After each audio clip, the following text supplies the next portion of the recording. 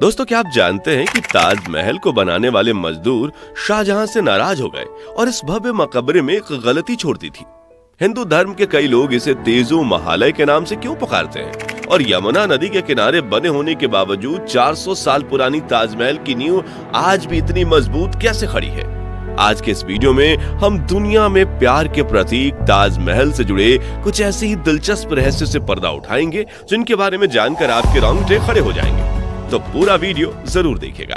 दोस्तों, जनवरी 1632 में ताजमहल का निर्माण कार्य शुरू हुआ था। वर्ष 1653 में ये पूरी तरह से बनकर तैयार हो गया था। कहा जाता है कि ताजमहल बनाने में शाहजहां ने उस वक्त के 400 करोड़ रुपए खर्च किए थे, जिससे उनके शाही खजानों के भंडार खाली हो गए थे। वहीं इस खूबसूरत इमारत को बनाने में 20,000 मजदूरों ने 21 साल तक दिन रात काम किया था। कई पुरातत्व विशेषज्ञों ने ताजमहल पर काफी शोध की है और उनका मानना है कि ताजमहल जितना ऊंचा है, धरती के अंदर उतनी ही गहराई तक बनाया गया है और ताजमहल के नीचे दर्जनों गुप्त कमरे हैं, जिनके साथ कई ऐसे रास्ते बने हुए हैं जहां से होते हुए शाहजहां किले से बाहर निकलते थे। लेकिन ताजमहल के रहस्यमयी तहखानों की तरह उन रास्तों को भी शाहजहां के समय से ही बंद करवा दिया गया था। साथ ही इस भव्य अजूबे में 22 ऐसे कमरे हैं जिन्हें जानबूझकर बंद कर दिया गया है। तो उन कमरों के पीछे क्या है? क्या ताजमहल हिंदू मंदिर के तर्ज पर बनाया गया है? और क्यों मुमताज महल को 3 बार दफनाया गया था? और जानेंगे ताजमहल बनाने वाले 20,000 मजदूरों के हाथ काटने के आदेश के पीछे की कहानी क्या है। इन सभी पहेलियों को सुलझाने से पहले आइए इतिहास के पन्नों में दर्ज ताजमहल बनाने के पीछे की कहानी जानते हैं। तो कहा जाता है कि 16वीं सदी में मुगल शासक शाहजहां ने अपनी बीवी मुमताज महल से बेपनाह प्यार किया। मुमताज न सिर्फ बला की खूबसूरत थी, बल्कि वो शाहजहां को भी राजपाट से लेकर सभी महत्वपूर्ण निर्णय लेने में सहायता करती थी।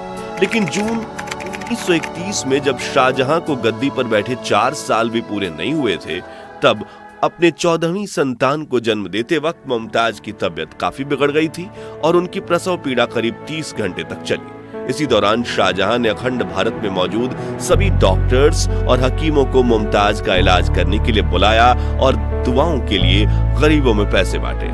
लेकिन 17 जून 1931 के दिन मुमताज महल ने इस दुनिया को हमेशा हमेशा के लिए अलविदा कह दिया।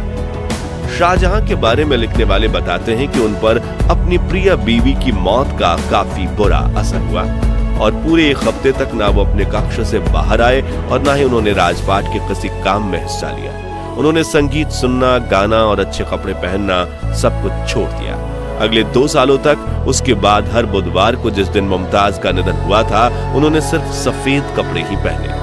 लगातार रोने की वजह से उनकी आंखें कमजोर हो गईं और उन्हें चश्मा पहनने के लिए मजबूर होना पड़ा। मुमताज के लिए उनका बेपनाह प्यार इतना सच्चा था कि वो दुख, दर्द और पीड़ा में शारीरिक रूप से भी कमजोर होने लगी। उदाहरण के रूप में इस घटना से पहले उनकी दाढ़ी और मूंछों में इक्का दुक्का ही सफेद बाल हुआ करते थे, जिन्हें वो अपने हाथ से तोड़ तोड़ कर फेंक देते थे। लेकिन कुछ दिनों के भीतर उनकी 1/3 दाढ़ी सफेद हो गई। इस समय उन्होंने राजगद्दी छोड़ने का भी मन बना लिया। फिर उन्होंने ये सोचकर ऐसा नहीं किया कि बादशाहत एक पवित्र जिम्मेदारी है जिसे निजी परेशानी के कारण नहीं छोड़ा जा सकता। साथ ही उन्हें अपनी बेगम मुमताज की आखिरी इच्छा भी पूरी करनी थी। दरअसल मरने से पहले मुमताज ने शाहजहां से कहा था कि उन्होंने अपने सपने में एक ऐसा सुंदर महल और बाग देखा है जैसा इस दुनिया में कहीं नहीं। मेरी आपसे गुजारिश है कि आप मेरी याद में वैसा ही एक मकबरा बनवाएं। जिसके लिए शाहजहां ऐसी जमीन ढूंढने लगे जो आगरा शहर से दूर शांत इलाके में हो। साथ ही ये जमीन यमुना नदी के पास हो ताकि इसके आसपास के बगीचों में सिंचाई के लिए कभी पानी की कमी ना हो और ये ताजमहल इतना बड़ा हो कि वो शाहजहां के आगरा के किले से दिखाई दे सके। इन सभी मापदंडों पर खरी उतरने वाली 42 एकड़ की जमीन चुनी गई और ताजमहल का नक्शा बनाया गया, जो कि 1560 के दशक में दिल्ली में बने हुमायूं के मकबरे की तर्ज पर बना था, जिससे बाद में जनवरी 1932 में ताजमहल का निर्माण कार्य शुरू किया गया, जिसके लिए सबसे पहले उस इलाके की जमीन को साफ किया गया और हजारों मजदूरों को अत्यंत गहरी नींव खोदने के काम पर लगाया गया। इस दौरान ताजमहल को पूरी तरह बन जाने से पहले बाहरी नजरों से बचाने के लिए शाहजहां ने लकड़ी की बल्लियों और ईंटों का एक मचान बनवाया। इसे लेकर एक दिलचस्प किस्सा ये है कि जब ताजमहल पूरी तरह से बनकर तैयार हो गया था, तब शाहजहां को बताया गया कि ईंटों के मचान को गिराने में 5 साल का समय लग जाएगा। इस पर शाहजहां ने आदेश दिया गया कि गिराई गई सभी ईंटों उन मजदूरों की हो जाएंगी। नतीजन वो मचान रातों रात ही गिरा दिया गया और सभी मजदूर जितनी हो सके उतनी ईंटें लेकर जाने लगे। खैर, अब मुख्य कहानी पर वापस आए तो चूंकि ताजमहल यमुना नदी के किनारे बनाया जा रहा था, ऐसे में उसमें सीलन आने और नींव समय के साथ कमजोर होना तय थी। लेकिन शाहजहां चाहते थे कि ताजमहल हमेशा हमेशा के लिए एक चट्टान की तरह खड़ा हो। इसलिए उन्होंने अपने लोगों को इस समस्या का समाधान निकालने के लिए कहा। नतीजन ताजमहल की नींव लकड़ियों से बनाई गई। अब आप में से कई लोगों के दिमाग में यह सवाल आ सकता है कि नदी किनारे लकड़ियों की नींव पर बनी इमारत भला 400 सालों तक कैसे टिक सकती है? तो इसके पीछे यमुना नदी एक महत्वपूर्ण भूमिका निभाती है। दरअसल ताजमहल की नींव में इस्तेमाल की गई लकड़ियां एबोनी यानी आबनूस नाम के खास तरह के पेड़ की है।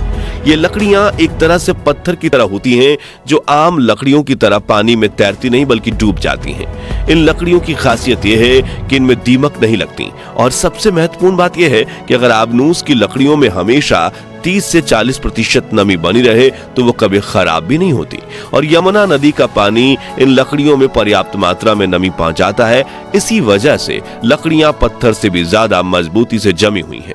लेकिन कुछ पुरातत्व विशेषज्ञों को भविष्य में ताजमहल के कमजोर होने का डर सता रहा है, क्योंकि यमुना नदी का पानी कम हो रहा है और शायद वो भविष्य में पूरी तरह से सूख सकती है, जिससे ताजमहल की नींव को नमी नहीं मिल पाएगी। इसलिए यमुना के संरक्षण की कई परियोजनाएं चल रही हैं। आपको बता दें कि ताजमहल की नींव और उसके आसपास की कई संरचनाओं को लाल बलुआ पत्थर से बनाया गया है, जबकि मुख्य इमारत में सफेद संगमरमर का इस्तेमाल किया गया है, जिसमें 40 अलग अलग रत्नों को जड़ा गया था, जिन्हें शाहजहां ने दुनिया के अलग अलग देशों से मंगवाया था।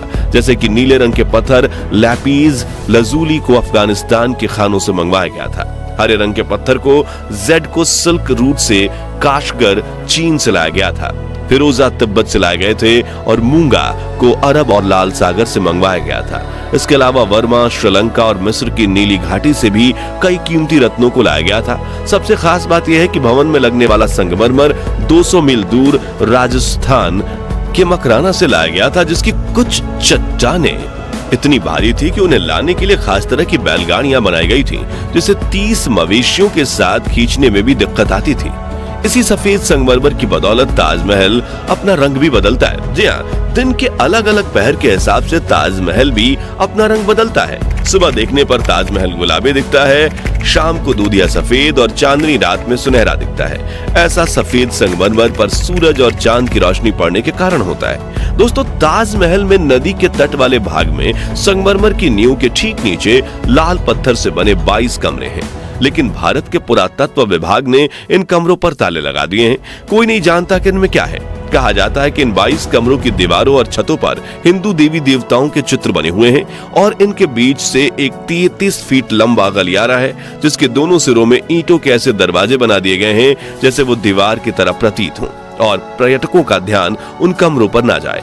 बताया जाता है कि सन 1934 में दिल्ली के एक निवासी ने दीवार में मौजूद एक छेद के जरिए ताजमहल के तहखाने के अंदर जो कमरे थे उसमें झांक कर देखा तो वो हक्का बक्का रह गया, क्योंकि उसे उन कमरों के स्तंभ पर भगवान शिव और कई हिंदू देवी देवताओं की तस्वीरें भी दिखी। साथ ही उस कमरे में बने विशालकाय रोशनदान भी दिखे, जो उस वक्त बड़े हिंदू मंदिरों में बनाए जाते थे। ये नजारा देखने वाले आदमी के मुताबिक उन रोशनदानों को संगमरमर के पत्थर से ढका गया है, जिसे देखकर लगता है कि किसी ने वहां हिंदू मूल को छुपाने का पूरा प्रयास किया था। वहां स्थानीय लोगों का ये भी मानना है कि ताजमहल पहले भगवान शिव का भव्य मंदिर था, जो तेजो महालय नाम से प्रसिद्ध था और उसकी छत से टपकने वाला पानी शिव जी के शिवलिंग पर बूंद बूंद करके टपकता था। इस मंदिर को समुद्रगुप्त ने बनवाया था, लेकिन फिर मुगलों ने भारत पर कब्जा किया और करीब 36,000 हिंदू मंदिर तबाह कर दिए और कुछ मंदिरों में कुछ थोड़ी बहुत फेर बदल करके उन्हें अपने धार्मिक स्थलों में बदल दिया और ताजमहल को भी उन्हीं में से एक माना जाता है। लेकिन इन बातों में कितनी सच्चाई है वो कह पाना मुश्किल है। ताजमहल निर्माण से जुड़ी एक कहानी ये भी है कि जब शाहजहां ने सभी मजदूरों के हाथ काटे जाने की घोषणा की ताकि वो कोई और ऐसी इमारत ना बना सके, तो मजदूरों ने इसकी छत पर एक छेद छोड़ दिया ताकि शाहजहां का खूबसूरत सपना पूरा ना हो सके। जबकि कुछ लोग ये भी मानते हैं कि शाहजहां अपनी बीवी मुमताज के लिए सफेद ताजमहल बनवाने के बाद खुद के लिए काला ताजमहल बनवाना चाहते थे, लेकिन जब उनके बेटे औरंगजेब ने उन्हें कैद कर लिया तो उनका ये सपना हमेशा के लिए अधूरा रह गया। ताजमहल की चारों तरफ 130 फीट ऊंचे 4 स्तंभ बने हुए हैं और जब आप इन्हें दूर से देखेंगे तो पाएंगे कि ये मीनारें 90 डिग्री पर नहीं खड़ी हैं, बल्कि थोड़ी सी बाहर की तरफ झुकी हैं। ऐसा इसलिए क्योंकि अगर कभी तीव्रता से भूकंप आए तो ये मीनारें टूटकर बाहर की तरफ गिर जाएंगी और मुख्य इमारत को खरूज तक नहीं आएगी, जो इसे प्राचीन आर्किटेक्चर का बेहतरीन नमूना बनाता है। इतिहासकार बताते हैं कि उस समय मुमताज महल को 3 बार दफनाया गया था।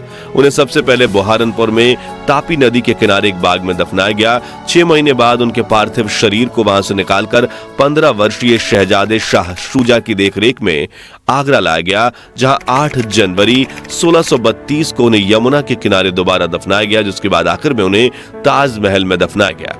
आज ताजमहल को दुनिया का 7वां अजूबा और प्यार का प्रतीक कहा जाता है, जहां दुनिया भर से हर साल 70 से 80 लाख टूरिस्ट आते हैं और ताजमहल की खूबसूरती देख मंत्रमुग्ध हो जाते हैं। दोस्तों, अगर आपको ताजमहल से जुड़ी अनकही अनसुनी कहानी पसंद आई तो कमेंट बॉक्स में बताइए कि आप कभी ताजमहल देखने गए हैं या कब जाने वाले हैं। साथ ही वीडियो को लाइक और शेयर करके 11,000 लाइक्स के लक्ष्य को हासिल करने में हमारी मदद कीजिए और ऐसी ही दिलचस्प वीडियोस देखते रहने के लिए इस चैनल को सब्सक्राइब करके पास वाली घंटी जरूर बजा दीजिए। धन्यवाद।